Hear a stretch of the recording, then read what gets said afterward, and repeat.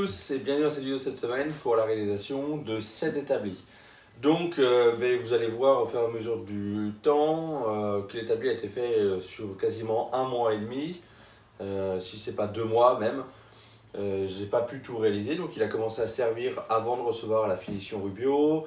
Il a commencé à servir avant que j'ai fait les tiroirs, et donc voilà. Donc l'établi, pour savoir, il fait 1,50 m de long sur 80 de large. Il a pour l'instant 6 tiroirs fonctionnels, d'accord. Le reste va rester comme ceci, ouvert pour l'instant. Peut-être qu'à terme, j'aimerais y mettre une porte et des étagères à l'intérieur.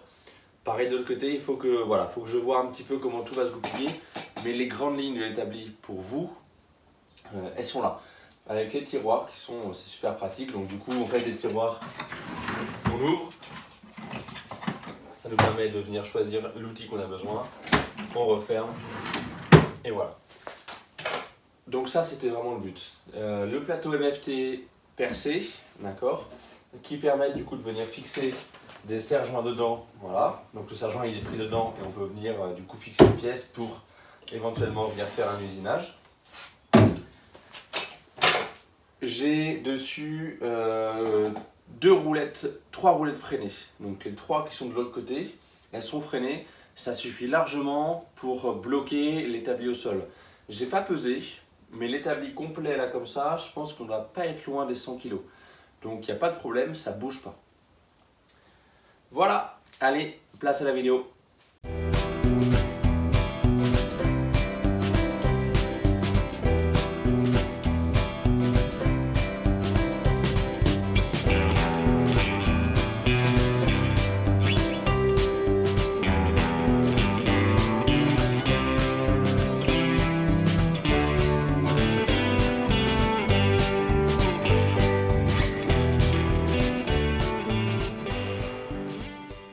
Voilà, le but du jeu, ça va être de faire en gros avec ça 2 panneaux, un supérieur, un inférieur en dimension.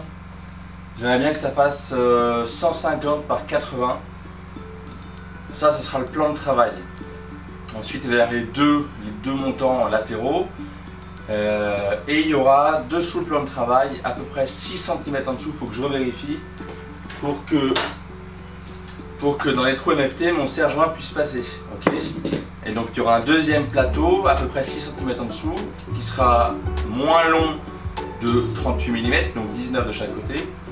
Et en fait ce plateau il sert à éventuellement poser les outils quand on veut débarrasser un peu dessous, mais aussi à capter la poussière pour pas que ça descende en dessous. C'est-à-dire que quand on est en train de travailler et qu'il y a des trous sur le plan de travail, la poussière descend. Et pour éviter que ça descende dans les coulisses des tiroirs qui seront en dessous pour accueillir les cisternaires, et bien on va mettre un plateau intermédiaire à peu près 6 cm. Je remesurerai pour savoir exactement l'angle de passage du coude des serre-joints rapides festoon. Allez, on y va. Allez, je vais en profiter du coup pour essayer des lames qui m'ont été envoyées. C'est des lames de la marque Freud, ça se dit pas Freud mais Freud, c'est italien. Donc là, pour couper le mélaminé, le MDF pardon, je vais utiliser une 24 dents, c'est largement suffisant. Donc c'est des lames, voilà, ça paraît vraiment super qualitatif. Voilà, enfin on va essayer ça ensemble, mais ça me paraît vraiment très très bon. Donc c'est des lames en 160 mm, c'est exactement le même diamètre que ma scie plongeante.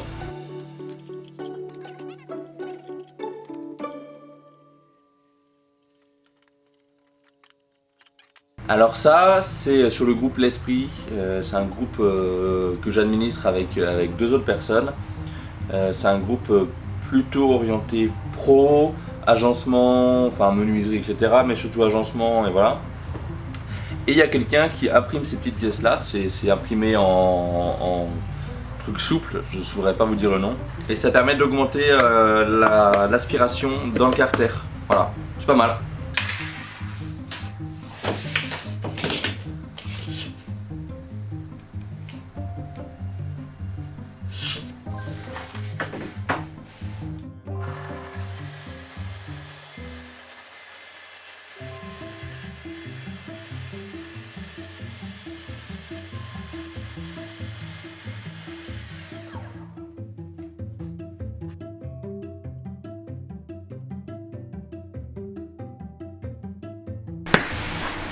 les 3 panneaux qui vont être horizontaux, donc panneau supérieur, panneau intermédiaire, panneau inférieur, sont coupés.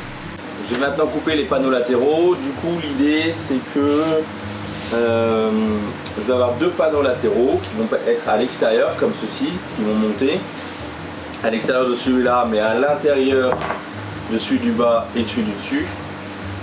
Et il faudra que je fasse des séparations d'une largeur de 40 cm, un peu plus, puisqu'il faut que je compte la largeur des coulisses qui font 12,7 de chaque côté. Donc il faudra que je calcule, mais un peu plus de 40, quasiment 43. 43, ok. En fait, j'ai acheté des panneaux 2800 par 2070.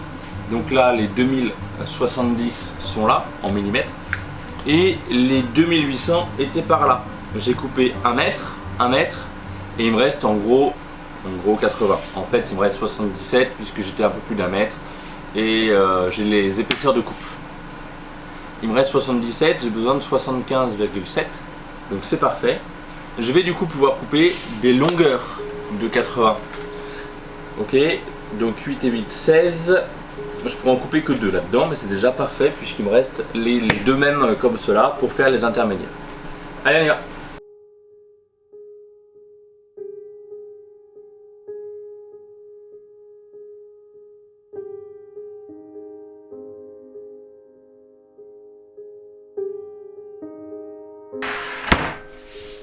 Alors je vais tracer mon axe central, puisque pour les côtés je ne vais pas avoir besoin de tracer, je vais me servir de référence du côté de la machine.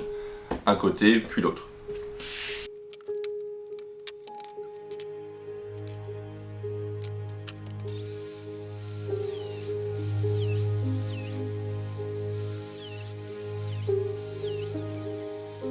Alors ça c'est la ZP2, donc c'est une machine spécifique quasi exclusivement au travail de l'agencement, de l'ameublement avec des panneaux. On peut s'en servir dans le massif, mais c'est quand même quelque chose qui est à quasiment 95% utilisé pour du dressing, pour de la cuisine, pour de l'agencement, etc. Donc pour ceux qui ne savent pas comment elle fonctionne, je vais vous montrer sur cette petite chute.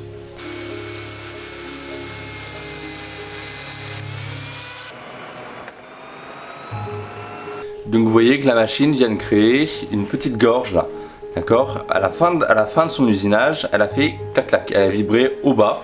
La lame a une forme spécifique et en fait ça permet tout simplement de venir engager ce genre de pièce, d'accord, qui a des petites ailettes là. Si vous la regardez bien, ici elle a des petites ailettes qui ont la forme de ça. Et du coup ça permet de venir s'engager comme ça. Pour l'enlever et le remettre, il faut coulisser. Par contre, il ne peut pas y avoir d'arrachement. Vous voyez?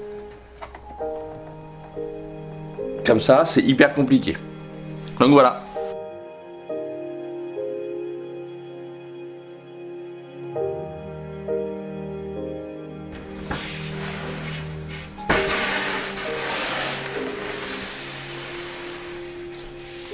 Ça, c'est le plateau intermédiaire.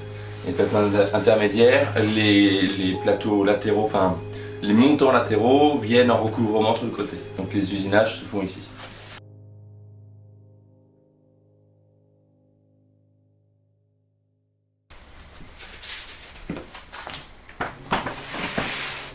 Ça c'est les plateaux, enfin celui-là c'est les plateaux supérieurs ou inférieurs, peu importe. Et donc lui, les usinages par contre vont être sur le dessus du plateau. Ok, enfin pour les deux.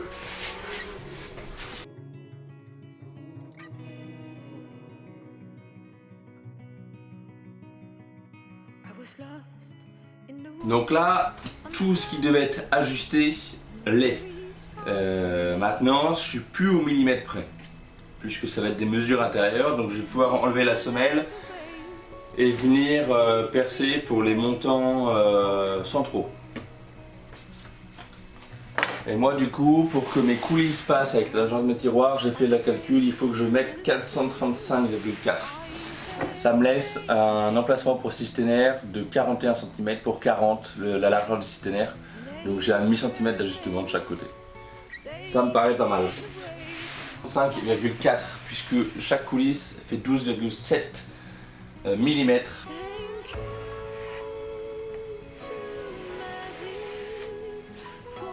Mon trait ici, du coup, ça va être mon départ du nouveau panneau. Ok. C'est-à-dire que moi, je vais venir poser la semelle de la défonceuse à la machine à la verticale comme ça et la semelle alignée à ce trait-là. Donc pareil, comme d'habitude, on met le 40. Le 40 qui est l'axe du panneau.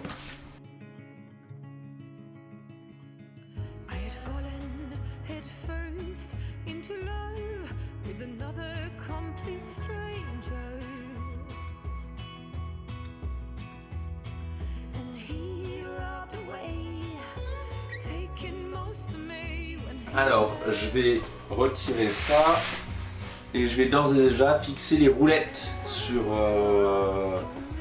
le bas. Comme ça, je vais pouvoir monter les trucs petit à petit. Alors, hop, ça c'est le bas.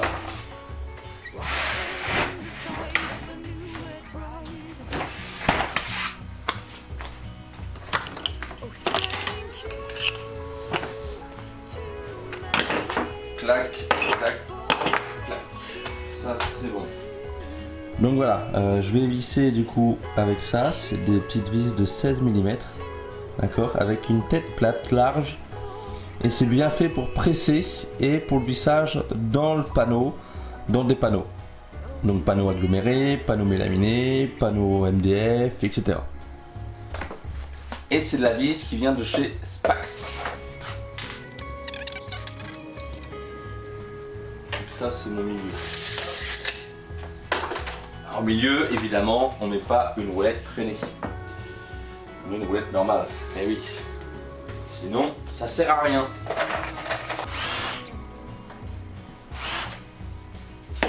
Alors pas besoin de forcer sur l'avant-roue, pas besoin d'aller faire un truc de la profondeur du vissage, c'est juste pour que ça pénètre mieux au démarrage. Une fois que c'est lancé, ça va tout seul.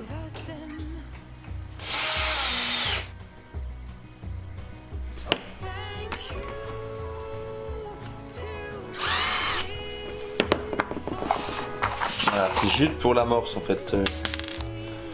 Au départ. Tac. Et après.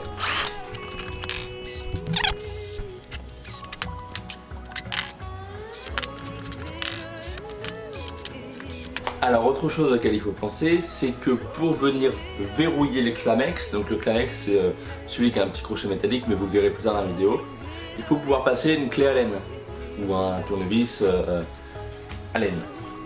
Bref, du coup est livré avec la machine ce petit accessoire qui permet du coup de venir usiner le trou pour verrouiller.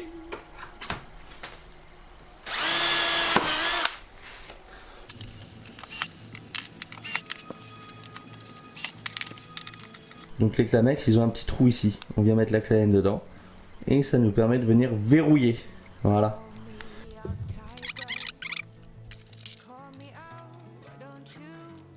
Donc pour information, un Clamex, c'est-à-dire la partie avec la partie Allen et la partie qui vient recevoir et on verrouille, ça coûte quand même 80 centimes pièce. Donc faut le réfléchir. Là, je sais que c'est un établi qui est fait pour durer dans le temps, donc j'investis dedans. Mais c'est quelque chose à prendre en compte.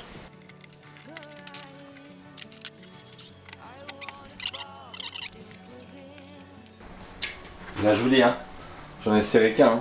90 kg de force de serrage par Clamex. Donc voilà, ça c'est grosso merdo la taille de l'établi quand il sera fini. C'est chouette, c'est une belle surface de travail, ça va être agréable. C'est pas trop grand, pas trop petit, pour moi c'est la bonne dimension. 150 par 80. Évidemment, ça n'empêchera pas d'avoir besoin de temps en temps de foutre le tréteau. Pour couper des panneaux de 3 mètres, il faudra peut-être des tréteaux. Mais bon, pour ça, pour des assemblages de caissons, des machins, des usinages, le fraisage, le maintien des pièces, etc. Ça va être l'idéal. Donc elles là, je les avais coupées mais sans trop réfléchir. Il faut que, donc là il y a 19 mm mais on s'en fout, ça sert à rien ce que j'ai fait. Il faut que je les recoupe, du coup on a dit qu'il fallait qu'il y ait 5 cm et demi de jeu. Donc il faut que j'usine là-dedans à 6 cm pour pouvoir insérer le plateau central. Alors là, je suis sur le plateau, du coup le plateau du dessus. Je vais venir percer tous les trous, donc je vais percer les trous tous les 10 cm, ok. D'abord je vais repérer tous les endroits où j'ai des Clamex ou des Denso, on s'en fout, mais où j'ai des trucs qui passent. Il ne faudra pas que je perde de trous à cet endroit là. Ok, donc déjà j'ai le montant latéral, j'en ai un là. Donc là, que chi, on met rien. Pareil de l'autre côté.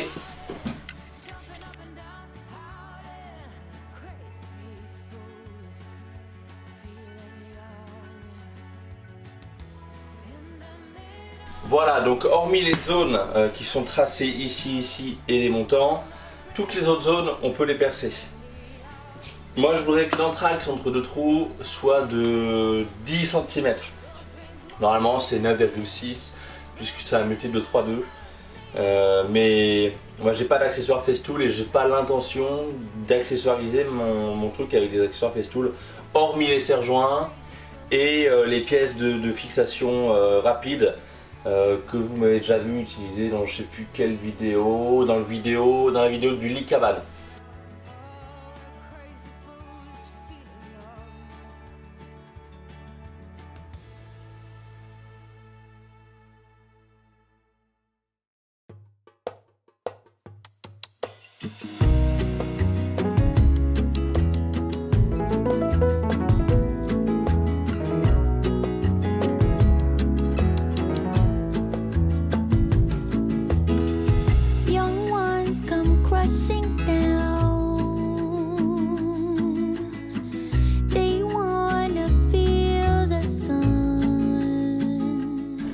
Allez, c'est parti pour le montage. Donc là on a la base qui était déjà avec les roulettes installées comme on l'a vu dans la vidéo. Et maintenant je vais faire du coup l'assemblage final avec la colle. Donc on va essayer de ne pas se planter dans les sens de trucs, dans les machins, pour que ça corresponde à ce que c'était prévu. Allez!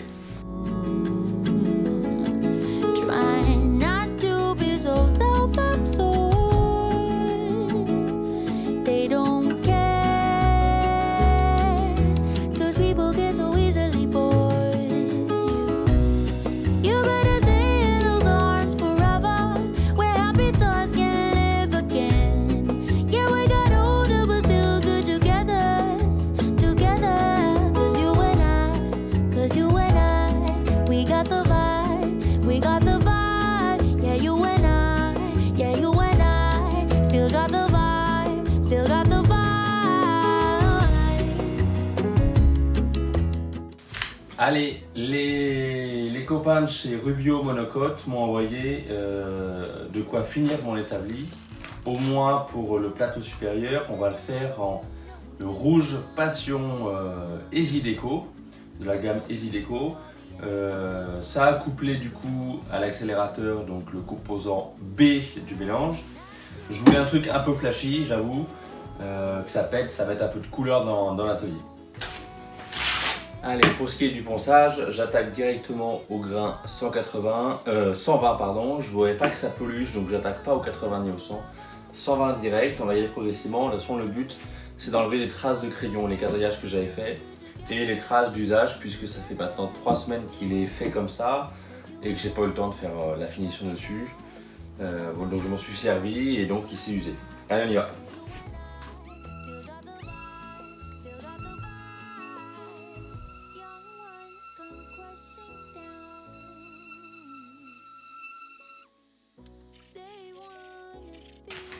Là, je viens bien de dépoussiérer avec le souffleur, la petite soufflette, et je vais passer un petit chiffon sec avant d'attaquer la pose du Rubio. Alors pour la composition, c'est 3 doses de couleur pour une dose d'accélérateur. Donc moi je vais prendre mon petit verre doseur.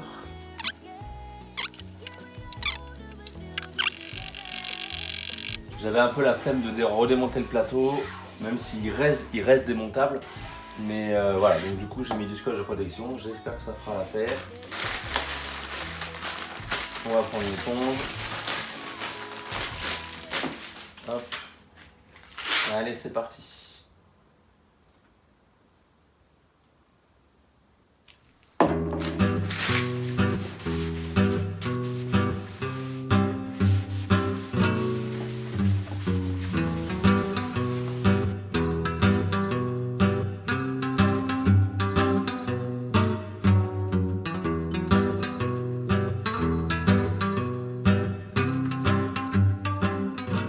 Allez, on se retrouve là quelques semaines après le début de l'établi. Donc pour vous c'est instantané.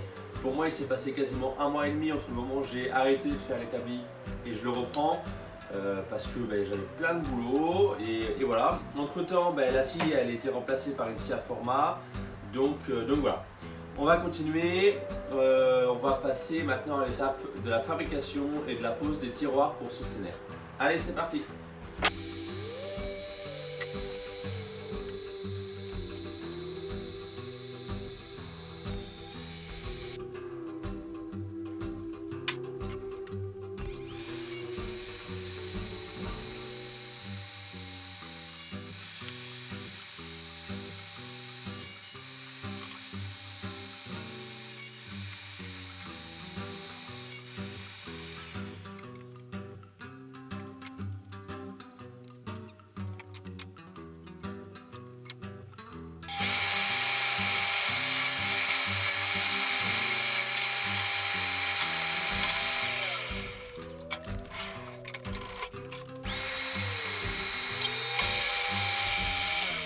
Ce que je vais faire, c'est que je vais mettre un petit filet de colle et ensuite je cloute.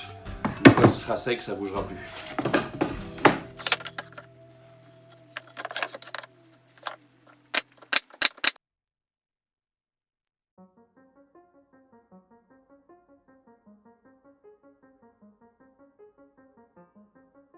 Donc, comme à peu près à chaque fois que j'ai plusieurs fois la même étape, je vais essayer de la valider d'abord hors caméra, voir si tout fonctionne avant de vous le filmer. Donc cette étape que vous venez d'avoir à faire, le collage, j'ai déjà fait une première fois, c'est validé. Et j'ai du coup pu y venir, y fixer mes coulisses. Pourquoi le choix des coulisses à galets plutôt que des coulisses à sortie totale? C'est relativement simple, c'est une question de coût. Puisque là, une coulisse à galets comme ça, complète, la paire, elle vaut 5 € en gros. En 450 mm, c'est à peu près le prix que j'ai payé. Là où j'aurais dû mettre quasiment 5 fois le prix minimum en coulisse à billes, enfin coulisse à sortie totale, coulisse à billes, voilà, c'est aux alentours de entre 25 et 30 € la paire. Donc voilà, donc c'est une sacrée économie puisque je vais quand même placer 6 tiroirs, donc 6 coulisses. Ça me revient à 30 € là contre quasiment 150 € si j'avais dû les faire en coulisses à billes, à sortie totale. Voilà, donc ça reste pour l'atelier. À changer, c'est super simple. S'il y a quoi que ce soit, c'est super simple à changer. Ça porte, on doit être aux alentours de 15 kg. Alors attendez, je vais quand même vérifier ce que je dis. Ça porte 15 kg, c'est marqué sur l'étiquette, 15 kg. 15 kg, un Systener avec, je pense, celui qui pèse le plus lourd de mes Systener, c'est celui qui a la TS55, donc la scie plongeante. Je pense que s'il fait 10 kg, c'est bien le bout du monde. Et donc voilà, donc ça me sert absolument à rien de mettre des coulisses qui vont supporter 50 kg et de les payer 25 € la paire. Voilà, allez, on continue. Je vous montre l'installation des coulisses dans l'établi et sur les tiroirs. Et puis à la fin, il me restera à faire une petite baguette ici pour caler le Systener qui ne recule pas. Voilà, c'est pas plus bête que ça. Allez, go! Donc les coulisses, comment ça s'organise? Elles sont livrées par paire.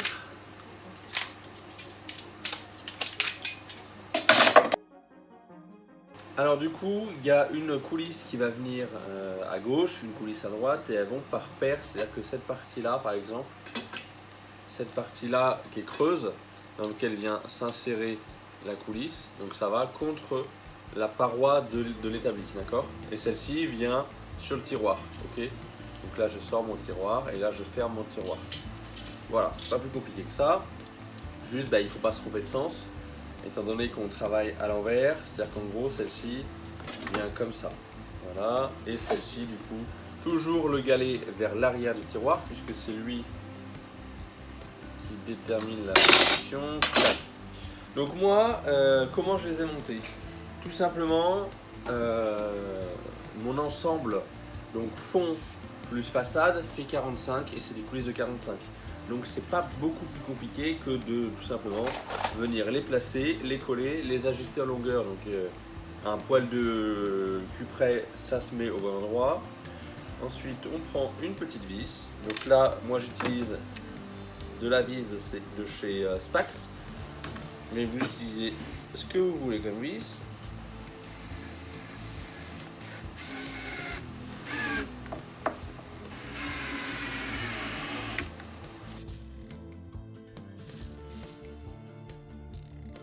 Hop là. Bon ben ça c'est bon. Je continue les autres. Donc ça, en gros, là, le petit galet en bas, l'ouverture vers le haut pour qu'on vienne du coup crocheter le tiroir dedans. Clac. Je sais pas si vous avez vu. Mais du coup le tiroir il vient tout simplement se poser là et le galet du tiroir au bout il vient dans la coulisse. Donc ça c'est une partie droite comme celle-ci. Elle va à droite du meuble. Alors, je vous réexplique. On va pousser un peu ça. Si j'arrive à vous rapprocher un peu. Voilà. Alors, grosso modo, ce que je fais, c'est que je viens mesurer ici, sous la coulisse, 16 cm. Ok, donc là, je trace mon 16. J'ai tracé là aussi. Ça fait trop de lumière pour vous. Donc, ensuite je prends ma coulisse gauche. Voilà. Ça c'est une coulisse gauche. On essaye de prendre un embout de vissage qui tienne bien. Moi j'ai un festool. Voilà, la vis ça tient bien dessus, c'est pratique. Le but du jeu pour moi ça va être que, en gros, ma coulisse touche le fond. Ce qui me laisse dépasser en fait ici, enfin me laisse 2 mm de marge. C'est calculé entre guillemets, je vous montrerai après. Et je viens placer mon 16 cm au-dessus. D'accord? Il faut que mon petit trait il apparaisse très légèrement au-dessus. Une fois que c'est fait, je viens visser. Clac. C'est pas plus compliqué que ça. Clac. Une petite dernière, ouais, 3 ça suffit hein. N'allez pas mettre une vis dans chaque trou, hein, ça sert à rien. Non mais je le dis parce qu'il y en a qui sont capables de le faire. Une fois que ça c'est fait, on peut tout simplement venir tester est-ce que l'autre tiroir rentre et ferme. Donc moi c'est parfait, c'est ce que je voulais. Mais mon tiroir il dépasse pas. Il dépasse pas de l'avant. Donc ça c'est parfait pour moi. Je l'ouvre. Et d'accord. Et là, vous pouvez y aller. Enfin, je veux dire 15 kg, il n'y a pas de problème. Ok ?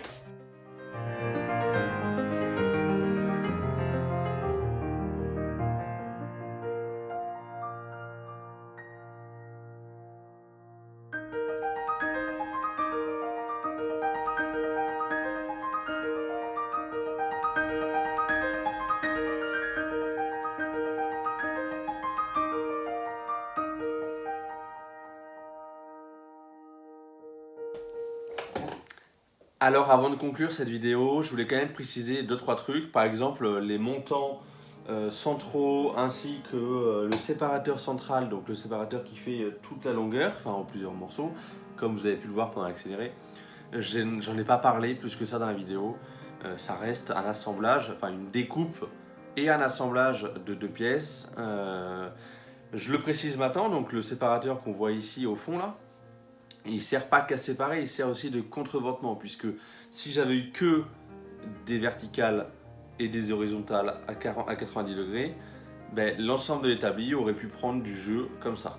Donc il faut absolument contreventer avec du coup un panneau qui vient comme ça et qui empêche que ça se ploie avec les déplacements. Donc ça, voilà, je n'ai pas plus abordé ça que ça, puisque la vidéo fait plus de 30 minutes. Déjà, c'est énorme. J'ai essayé de compiler au maximum, mais j'avais tellement d'infos à vous dire que, ben voilà, elle fait plus de 30 minutes. Il y aura des gens qui ne seront pas contents. Ben, regardez-la en 2 fois. Voilà. J'ai que ça à vous dire. Tous les plans sont dans la description. Ils sont ouvrables avec SketchUp, ce qui vous permet en fait soit de reproduire cet établi, soit au moins d'avoir les dimensions, de savoir pourquoi j'ai mis ça là, etc. Voilà. J'ai pas mis les tiroirs dans la vidéo, c'est un détail, mais je pensais qu'au moins avoir le dimensionnement des pièces pour faire la structure, c'était le minimum que je pouvais vous offrir. Voilà, allez, j'espère que cette vidéo vous aura plu quand même. On se retrouve très vite pour une prochaine vidéo. Allez, ciao!